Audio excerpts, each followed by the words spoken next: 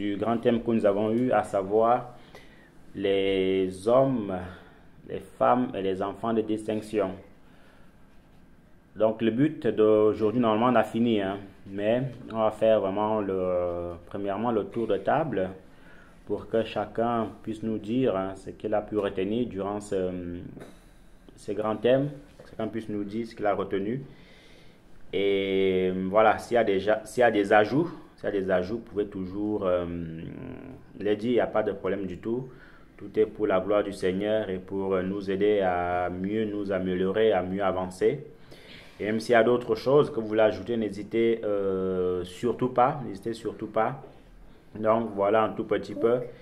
Bon, sachant que le frère Sébastien a annoncé qu'il ne va pas rester très longtemps, il va certainement en fait avoir l'honneur de pouvoir commencer.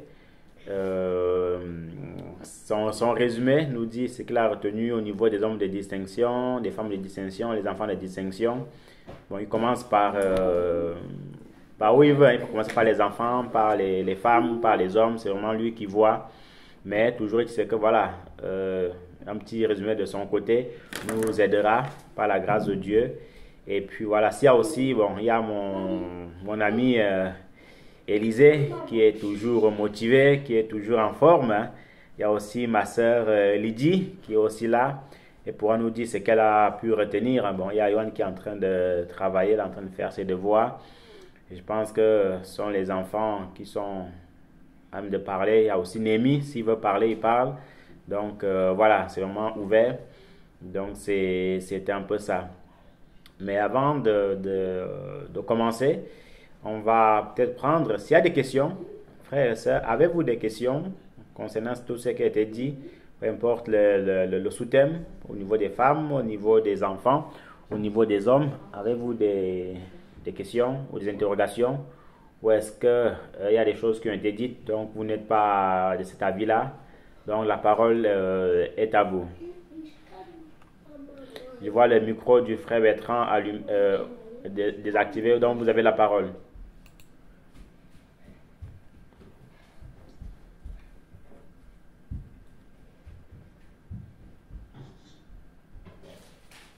Oui, bien, malheureusement, j'avais suivi.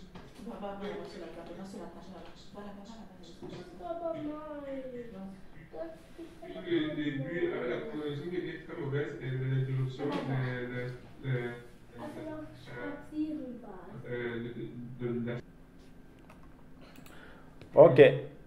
Ok, il n'y a pas de...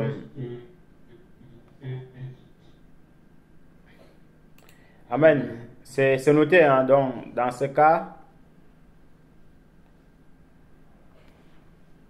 leur dire ce que vous avez suivi, le peu que vous avez suivi. Et j'ai aussi mis tous les résumés, hein, tout le... Ici, mais c'est bon. Donc, comme je disais, frère Bertrand, vous pouvez alors dire ce que vous avez pu retenir. Voilà. Et tous les résumés ont aussi été mis par écrit sur la fenêtre principale. Donc, vous pouvez aussi prendre note, mais toujours c'est que si vous voulez dire quelque chose, n'hésitez surtout pas, par la grâce de Dieu. Sachant que tous les sous-thèmes ont été abordés et puis voilà un tout petit peu. Donc, du coup, s'il n'y a pas de questions, on va donc commencer par le frère Sébastien. Donc, frère Sébastien, nous t'écoutons avec attention. Selon toi, qu'est-ce que tu as pu retenir? Qu'est-ce que tu peux nous dire par rapport à ce grand thème? Et qu'est-ce qui t'a aussi, voilà, surtout marqué? Quels sont les éléments que tu as appris, hein, les éléments que tu as appris durant ces différents sous-thèmes. Donc, la parole est à toi. Après Niederkorn pourra se préparer. Amen. Que le Seigneur vous bénisse abondamment. Dans notre côté, comme il a déjà dit en semaine, c'est vraiment difficile pour la soeur à cause de ses activités. Donc je suis là tout seul. Bon, qu'est-ce que j'ai retenu? Déjà, que le Seigneur te bénisse, c'était un thème important. Parce que parfois on a besoin des références dans la Sainte Bible pour s'orienter, faire des choses meilleures ou alors devenir meilleurs. Et quand on parle donc des hommes de distinction, D'abord, c'est la définition. Il faut parfois faire des choses pareilles. Par exemple, pour entrer dans des thèmes comme ceux-ci, comprendre la profondeur. Quand on parle déjà dans la définition, on a vu notamment la définition pendant 3 séances, on a parlé de la définition. C'est-à-dire, lorsqu'on a parlé des enfants de distinction, on a défini. Les femmes de distinction, on a défini. Les hommes de distinction, on a défini. On aurait bien pu penser que c'est une grande répétition inutile, mais j'ai remarqué que chaque fois, il y avait des éléments nouveaux dans la définition. C'est quoi un homme de distinction? Et donc, ce que j'ai retenu encore, c'est quoi? Un homme de distinction, c'est celui-là qui, bien qu'étant déjà bon devant le Seigneur, se démarque. Il se démarque encore de celui-là qui peut-être n'est pas encore assez avancé avec le Seigneur. Donc, il doit se démarquer. Un homme de distinction n'est pas comme les autres chrétiens. Il y a beaucoup de chrétiens. Mais un chrétien de distinction, c'est ceux dont le Seigneur appelait, vous êtes vraiment mes disciples. Voilà ce que j'ai compris avec cette définition-là, qu'il faut vraiment se distinguer, se disposer et se mettre à part pour être cette personne de distinction-là. Il y a beaucoup de voitures, mais quand une voiture qui est toute jaune passe, brille, Lamborghini, avec la portière qui s'ouvre vers le haut, c'est une voiture de distinction. On ne regarde plus les autres, mais on regarde seulement celle-là. Et même si on pouvait se faire distinguer par des bonnes œuvres, de façon à ce que nous attirons la multitude, de façon à ce que les gens parlent de nous comme référence, ce serait une chose excellente. Et quand donc j'ai vu cette définition-là, je me suis dit, ok, qu'est-ce que je peux adapter dans ma vie personnelle? Les différents échanges qu'on a eu ici, les différents partages qui ont eu lieu, ont permis de comprendre que chacun va finalement s'examiner pour voir si effectivement il s'est démarqué à chaque niveau de la vie. Et j'ai donc essayé de sculpter la vie familiale. Frère d'arrêt a longtemps abordé dans ce sens-là. Comment est-ce que tu te comportes chez toi à la maison? Est-ce que ton épouse peut être contente et dire oui, j'ai un mari spécial de distinction? Parce que peut-être tu te démarques en faisant tout pour la rendre heureuse. Est-ce que tes enfants peuvent dire pareil? Est-ce que le Seigneur peut aussi dire pareil parce que tu fais à l'équilibre de sa parole, parce que tu es fait? Donc il y a beaucoup de personnes qui regardent à nous pour conclure mes propos et laisser la parole. Il faudrait maintenant que chaque personne qui regarde à nous puisse dire oui, voilà notre distinction. On a aussi parlé du travail au travail. Est-ce qu'on peut dire au travail que je suis un homme de distinction? Est-ce que mon voisin peut dire que je suis un voisin spécial, agréable, dans autant de choses? Et ça permet donc de s'examiner chaque jour, de voir comment avancer dans le Seigneur.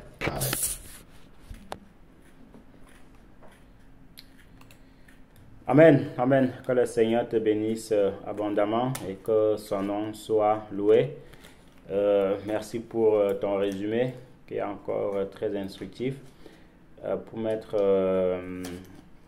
un peu Frère Prosper dans le bain. En fait, on est en train de faire le tour de table sur le grand thème, les hommes, les enfants, les femmes de distinction. Donc, chaque assemblée est en train de dire, de résumer de ce qu'il a appris, de ce qu'il a aussi touché durant ce moment de partage que nous avons eu. Donc, voilà, un tout petit peu. Et quand tu prendras aussi la parole, tu peux aussi nous donner en fait de tes nouvelles, comment tu vas, ainsi de suite, ainsi de suite. Donc là, il y a la famille du frère Franck, la sœur Jeanne aussi.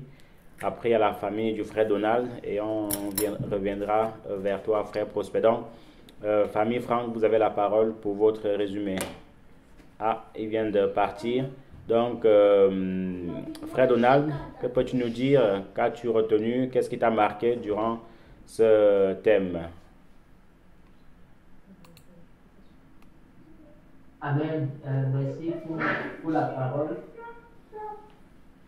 Merci pour la parole. Oui, pour ma part, ce que j'ai retenu déjà, c'est qu'un homme de distinction, c'est d'abord cet homme qui marche avec le Seigneur. Qui marche avec le Seigneur, c'est cet homme qui a mérité la volonté de Dieu. Et c'est cet homme qui amène en fait Dieu dans sa vie, qui est en réalité le chef spirituel dans sa famille. Ça veut dire que chez lui, il dirige, il a à lui-même, il a dans sa maison sa propre assemblée, lui, sa femme et ses enfants. Et c'est celui-là qui essaie de connaître très bien la parole de Dieu.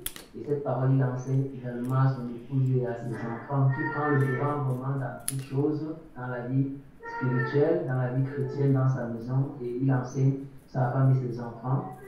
C'est aussi cet homme-là qui s'assure que sa maison fonctionne bien, que ce soit sur tous les aspects, même sur l'aspect financier, il prend les devants. Quand il y a un problème, il ne fuit pas, mais il se place devant pour chercher les solutions pour que le problème soit résolu. Ce n'est pas celui-là en fait, ce n'est pas ce genre d'homme que quand il y a un problème, il fuit ou il pousse peut-être son épouse devant, mais quand il y a un problème, il se place devant et il essaie de résoudre ce problème. Et également, nous avons dit que c'est aussi celui-là qui veille à l'épanouissement de sa maison, qui essaie un peu d'équilibrer à tous les niveaux, que ce soit du niveau spirituel et même du niveau de la vie courante ou d'autres activités. C'est celui-là qui en fait conduit sa famille, quoi, qui dirige un peu dans tous les aspects de sa famille. Amen. Soyez bénis. Amen, amen, amen. Soyez bénis aussi. Et juste un petit élément pour les hommes, hein, en fait, c'est le résumé de tout le résumé. Hein, ce sont les enfants, donc vous pouvez parler sur les enfants, sur les femmes, sur les hommes. Donc, c'est vraiment tout le résumé complet. Hein. Voilà, donc que les hommes ne se sentent pas, comment dirais-je, mal à l'aise s'il faut parler au niveau des femmes. Hein. Donc, c'est vraiment pour tout le monde. Hein. Un homme peut parler de ce qu'il a retenu au niveau de la femme de distinction, au niveau d'un enfant de distinction. Donc, pour les prochaines interventions, il faut prendre tout l'ensemble, vraiment tout l'ensemble. Et si maintenant, peut-être le frère Sébastien ou le frère Nel veut rajouter quelque chose au niveau des enfants de distinction ou des femmes de distinction, n'hésitez pas à vous signaler. Donc, soyez bénis. Famille Franck.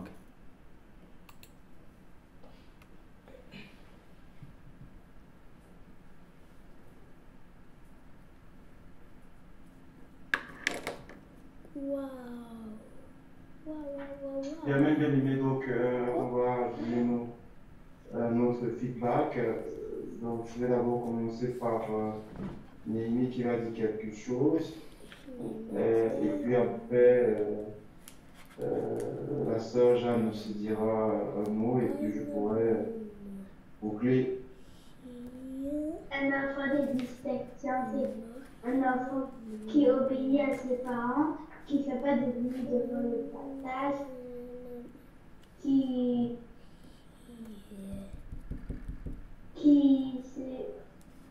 tape pas ses frères, et quand on le voit le coucher, il part. Et c'est un enfant aussi qui fait toujours ce que le parent. Amen. Papa, comment? C'est bon? Amen. C'est ça. Amen. Une femme soumise à son mari, une femme qui éduque ses enfants selon la parole. Une femme qui est le modèle même parmi d'autres femmes. Amen. Oui, Amen. Ici, peut-être un élément par catégorie.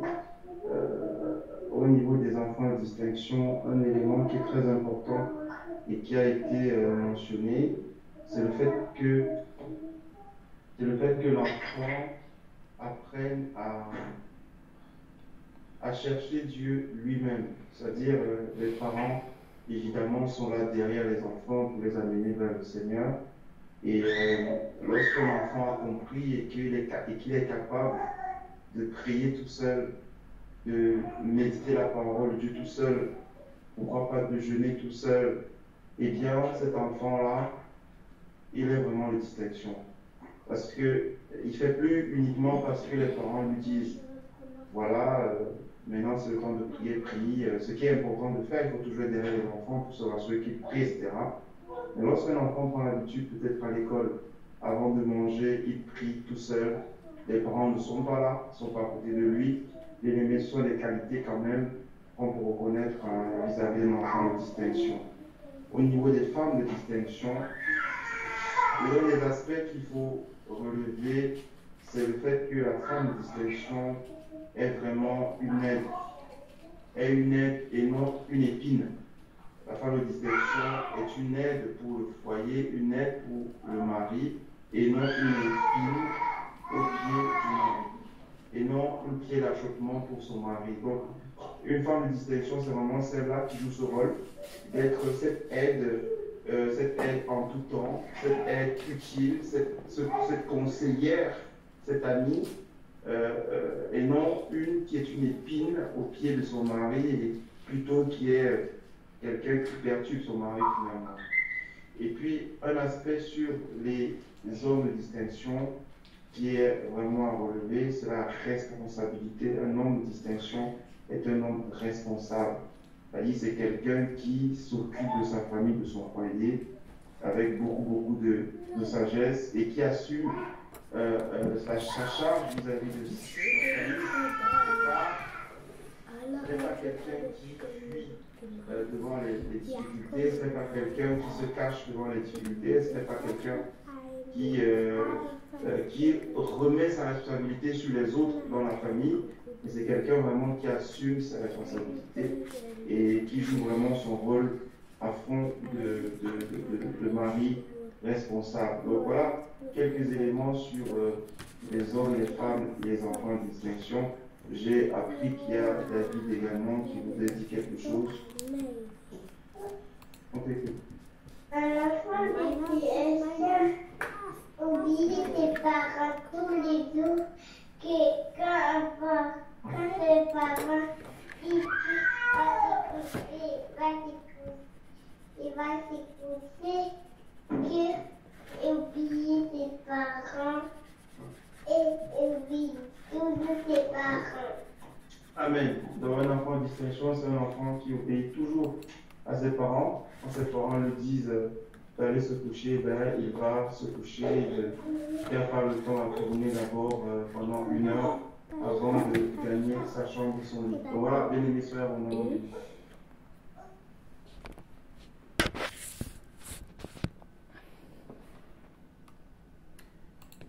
Amen, amen, amen. Soyez bénis aussi, que le Seigneur bénisse abondamment notre frère David pour cette sagesse, cette intelligence, cette distinction hein, d'avoir écouté, non seulement écouté parce qu'on peut écouter, mais pas retenir, d'avoir aussi retenu. Que le Seigneur le bénisse abondamment et que le Seigneur continue à lui accorder la grâce de continuer à aller au lit quand à son heure. Certainement que papa et maman ont fixé 1 heure pour eux, qu'ils puissent continuer à aller au lit à cette heure-là, sans que papa et maman lui disent d'y aller. Que le Seigneur te bénisse abondamment, roi David. Amen. Donc, frère Prosper, bonsoir à toi. Comment tu vas? Et tu as aussi la parole pour ton résumé de l'ensemble de ces grands thèmes.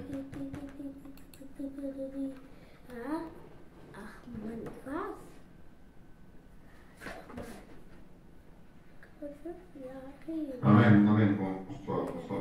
Que le Seigneur bénisse pardonnez-moi le retard. Le tel soir, si on n'a pas prévu à la télévision parce que je suis regardé ici sans voiture. Et donc, que le Seigneur soit en nous. Ouais, je pense que les frères ont presque tout dit. Mais l'élément qui aussi qu'il faut ajouter, c'est dans le livre de Romains. C'est 12, 14 ou 14, 12. Le Seigneur nous dit que chacun de nous rentre à contact avec lui. Mais effectivement, quand nous sommes un enfant ou une femme de distinction, nous devons comprendre que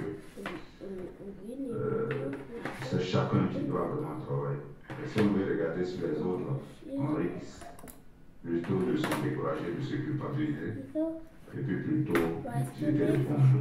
Donc la responsabilité est très très grande. Et aussi, il faut s'approcher individuellement vers le Seigneur. Quand nous approchons individuellement au Seigneur, c'est le Seigneur qui nous donne le courage de tenir dans cette responsabilité-là et de ne pas fuir. C'est surtout ça. Et c'est ça qui va faire la différence. Donc, on peut être vraiment un enfant de distinction, un homme de distinction, où effectivement on veut toujours bien faire. Galates 4, 9 nous dit de chercher toujours à bien faire. Mais il y aura toujours peut-être des personnes qui, par orgueil, qui seraient difficiles de les approcher ou bien de les conseiller, ainsi de suite, ainsi de suite. Mais quand tu es un enfant de distinction, le Seigneur met vraiment en toi sa connaissance et aussi la manière d'approche des autres pour pouvoir vraiment les aider aussi à vraiment avancer et de ne pas tenir compte de tout ce qu'on va dire de toi, les moqueries et les autres, et ainsi de suite. Et ça c'est très important. Parce qu'on peut être un enfant de distinction, on peut être dans une famille, et peut-être que les choses ne vont pas vraiment comme il faut. Mais cette personne de distinction sait vraiment comment se placer devant le Seigneur, afin que vraiment le Seigneur puisse vraiment l'encourager à ne pas vraiment lâcher et à soutenir toujours sa famille, bien qu'il y ait des difficultés. Et comme le Seigneur sait faire les choses, bon, un jour, d'autres personnes comprendront, et ainsi de suite. Si peut-être un enfant qui, peut-être à un niveau, ne veut pas respecter, nous avons vu des hommes de distinction, des serviteurs de Dieu, qui ont eu des enfants qui n'ont pas été vraiment le cas de Samuel, et ainsi de suite. Donc, ça peut arriver. Ça peut arriver. Donc, il faut que chacun de nous comprenions que, effectivement, individuellement, on doit chercher vraiment à demeurer vraiment dans la parole de Dieu, à se fortifier dans la parole de Dieu, à toujours nous tourner vers le Seigneur quand il y a peut-être des choses que nous ne comprenons pas, ne pas que le cœur plutôt plus se lâche et que nous soyons découragés pour que l'ennemi vraiment puisse nous conduire peut-être d'une manière à ne plus se distinguer. Voilà. Donc c'est un travail très colossal, un travail très acharné à chacun de nous, avec beaucoup de courage pour pouvoir vraiment avancer. Et c'est en cela que vraiment nous nous distinguons vraiment des autres. Voilà, c'est surtout. Quand il y a les épreuves, c'est là qu'effectivement tu vois. Tu vas avoir deux enfants, deux approches, mais les approches seront très différentes. Le Seigneur nous dit dans le psaume 46 que arrêtez pour que effectivement nous comprenions qui est Dieu et ainsi de suite. Le livre d'Ésaïe et tout ça, il nous dit que c'est dans la tranquillité et le calme qu'on fait connaître le Seigneur. Donc, un homme de distinction, il a toutes ces qualités-là qui fait que dans des problèmes, vraiment il est calme et il se laisse vraiment guider par le Seigneur, enfin vraiment